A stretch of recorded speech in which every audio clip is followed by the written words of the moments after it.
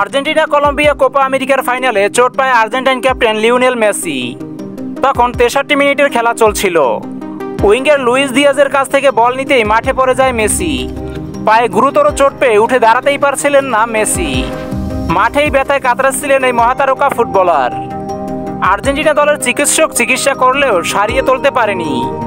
শেষ পর্যন্ত মাঠের বাইরে চলে যেতে বাধ্য হয় মেসি। ম্যাচ চলাকালীন সময়ে মেসিকে হতাশায় কাঁদতেও দেখা গেছে। আর্জেন্টিনা ভক্তদের তখনই মনে প্রশ্ন জাগে, চোট কাটিয়ে মেসি আবার মাঠে ফিরবেন কবে? পরীক্ষা নিরীক্ষার পর বলা যাবে মেসির সুস্থ হতে কতদিন সময় লাগতে পারে।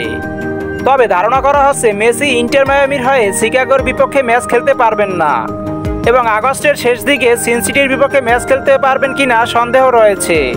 এ বিষয়ে আরও জানা গেছে, লিগস কাপে ২৭ জুলাই পুয়েবলার বিপক্ষে এবং ৩ আগস্ট টাইগার্সের বিপক্ষে মেসির খেলার কোনো সম্ভাবনাই নেই।